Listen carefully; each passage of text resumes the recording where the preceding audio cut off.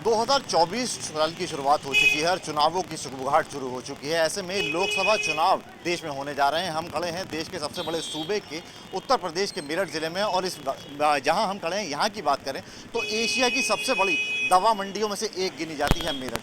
उसी का जायज़ा लेने के लिए और वोटर की नब्ज़ टटोलने के लिए हम मौके पर पहुँचे हैं। यहाँ वो लोग हमारे साथ मौजूद हैं जो वोट के ज़रिए सरकार बनाते हैं और आने वाली सरकार में क्या चाहते हैं, क्या जो यहाँ एमपी हैं उनसे वो सांसद से संतुष्ट हैं या नहीं, इसी का जायजा लेंगे और बात करेंगे लोगों से कि क्या उनकी मंशा है और किस मंशा पर वो वोट करेंगे। सर, एमपी साहब यहाँ पिछले 15 साल से क्या चाहते हैं, क्या कुछ किया, क्या नहीं? एमपी साहब तो 15 साल से एक भी दिन नहीं आए। हमारी समस्या लेने वोट मांगने भी नहीं आते खैर नगर में। उन्हें पता है बाजार जो है सब दवाई व्यापारी हैं, सब ये मेरे जर खरीद गुलाम है, वोट तो मुझे देंगे ये, समझ गए। इसलिए ये वो यहाँ वोट मांगने भी नहीं आते।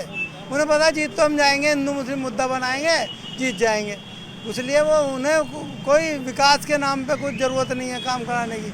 हम सबसे बड़ा समस्या खैर नगर की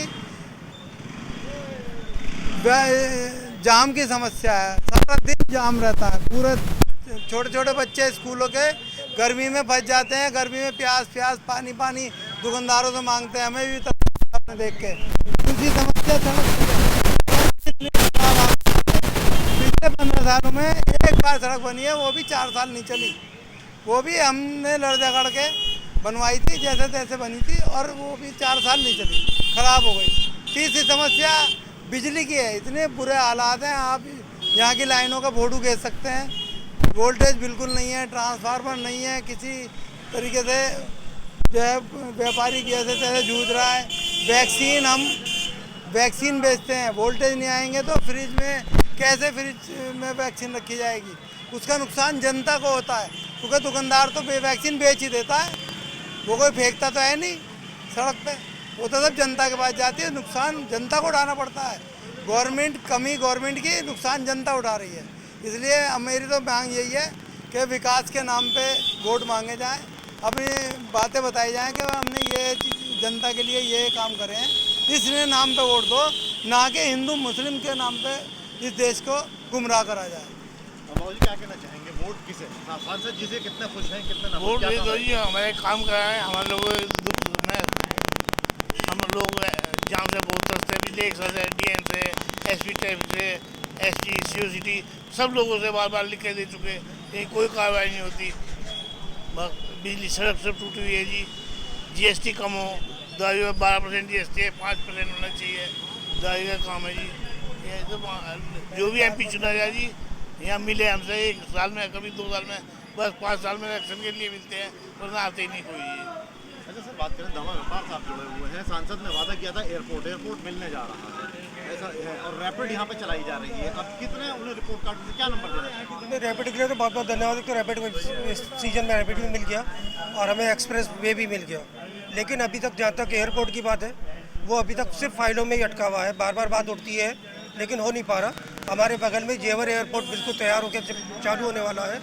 हम लोग अपने जनप्रतिनिधि से कहेंगे कि शीघ्र ही हमारे मेरठ को भी एयरपोर्ट की सुविधा मिलनी चाहिए। दवा व्यापार से जुड़े ना, और क्या चाहते हैं, क्या बेहतर होना चाहिए और सांसद जी ने क्या किया? सबसे बड़ी बात तो यह है कि मोदी जी को या वित्त मंत्री जी को जो हमारा दवा पे वैट के अंदर 5% GST 5% लगती थी, पहले 4 थी, फिर 1% सरचार्ज लग गया था, टोटल मिला के 5% थी।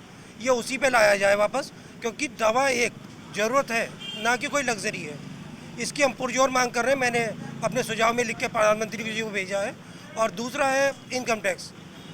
जिस समय GST लगाया जा रहा था उस समय यह कहा गया था चरणों तरीके से धीरे धीरे हम लोग GST लगाने के बाद इनकम टैक्स ख़त्म कर देंगे, परंतु आज तक इनकम टैक्स ख़त्म नहीं हुआ। जब हम लोग हर सामान पर जो भी सामान खरीदते हैं सब पे GST पे कर रहे हैं, तो अपनी बचत पे हम इनकम टैक्स क्यों दें? अब सरकार को इस और होना चाहिए, जो उनकी बचत है कम से कम उस पर तो टैक्स ना ले। अब सर क्या चाहते हैं? हम यही चाहते हैं दवाई बाजार में जो है GST जो है 5% सब दवाई पे हो जाए। इससे जो है व्यापारियों को राहत मिलेगी, आम लोगों को राहत मिलेगी। सांसद जी ने क्या क्या वादे किए थे, कितने पूरे हुए, कितने नंबर देना चाहेंगे? 10 में सांसद जी का तो मैं ये कहूँगा, सांसद जी का जो है उनका एक श्रेय गया है जो उन्होंने राज्य रानी ट्रेन हमारे यहाँ चलाई है। रैपिड ट्रेन का जो भी है मोदी जी के महूर से काफ़ी विकास हुआ है। और बाकी बिजली में भी सुविधाएं हुई हैं, ऐसा नहीं है कि बिजली में भी काफ़ी सुविधाएं हुई हैं। तो बाकी वो आम लोगों से नहीं मिलते। आज 15 साल हो गए हैं राजेंद्र अग्रवाल जी को, तो वो आम लोगों से नहीं मुलाकात उन्होंने भी कभी राउंड लगाया आम लोगों के बीच में। हैट्रिक मार चुके सांसद जी, क्या कहना है? हाँ, हैट्रिक तो मार चुके हैं, मगर कभी देखा ही नहीं है उनको। देखना भी तो जरूरी है। हमारा नेता कैसा होता है, उनको देखना भी अच्छा लगता है। आदमी के बीच में आते हैं, उनका भी भाव पता चलता है। अब हमारे लिए क्या करा? हमारे लिए कुछ नहीं करा। एक वोटर आप हैं, क्या चाहते हैं? हम तो 500 का सिलेंडर लेते थे कांग्रेस के राज में, आज 1000 का ले रहे हैं। वो 1000 का नोट यूँ चले जाता है, 3 दिन में कमाते हैं और 1 दिन में चले जाता है। तो हमारे लिए तो कोई सहूलियत हो नहीं, हम तो नुकसान में ही है। फ़ायदे में तो जब होंगे जब हमारा विकास होगा, हमारे लिए महंगाई के से मंदाई होगी। हम तो गरीब लोग हैं, रोज़ खाना रोज़ कमाना। बिजली बढ़िया आ रही है। बिजली बढ़िया, बिजली का पैसा भी तो बढ़िया जा रहा है। अब पहले कितने का बिल आता था? 500 का, 700 का, 1000 का। आज आ रहा 7000 का, 6000 का। कहाँ से लाएंगे इतनी कमाई बताओ? 300-400 रुपये कमाने वाला आदमी अपने घर चलाएगा, बच्चों को पढ़ाएगा, दवाइयाँ लाएगा, क्या क्या करेगा? आज के टाइम में 5 ग्राम सामान 5 रुपये का बिक रहा। पहले 5 रुपये की चीज़ आई पेट भरने के लायक, तो आदमी कहाँ से लाएगा इतनी दौलत? कारोबार है नहीं, आदमी कारोबार के लिए बहुत ज़्यादा परेशान है। रोड पे चले जाओ, रोड पे परेशानी है। जिधर को चले जाओ आधा घंटा खराब है, जाम में फंस गए। घर से फोन आ रहा, कहाँ रह गए? जाम में फंस गए। अब बताओ, कोई सहूलियत हमारे लिए जब होगी नहीं तो हम कैसे कहेंगे कि सरकार ने हमारे लिए कुछ करा? सरकार हमारे लिए करेगी जब तो कुछ हमारी समझ में भी आएगी कि हाँ भाई सरकार ने करा हमारे लिए कुछ। और भी यहाँ लोग मौजूद हैं, उनसे बात करेंगे। सर, सांसद जी के बारे में क्या कहना? 10 में से कितने नंबर देंगे? क्या कार्य किए, क्या नहीं? कौन सा कार्य किया है? हवाई अड्डा यहाँ आया, नौचंदी यहाँ से चलती थी, वो भी सहारनपुर से चली गई। सड़कों का हाल देख लीजिए।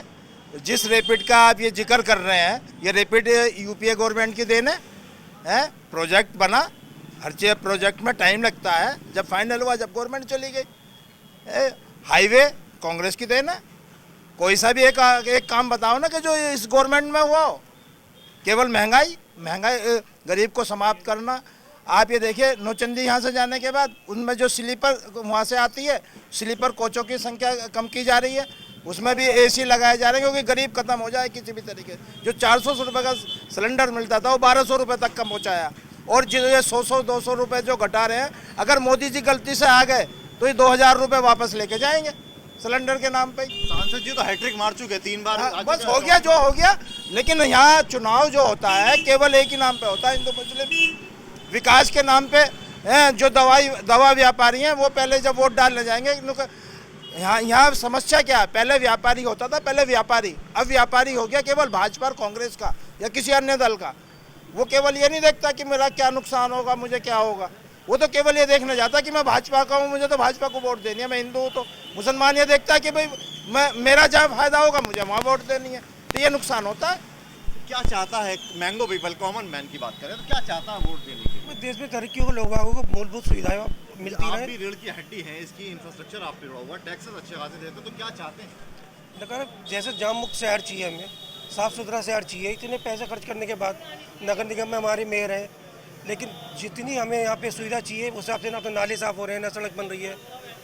इस पर और भी ध्यान देना चाहिए सरकार को कि जिस आदमी से टैक्स दे रहे हैं उसको मूलभूत सुविधा देने का भी अधिकार हम लोगों का हक है, और उनसे लेने का हमको अधिकार है, और उन्हें देने का मजबूरी है कि हमें दे।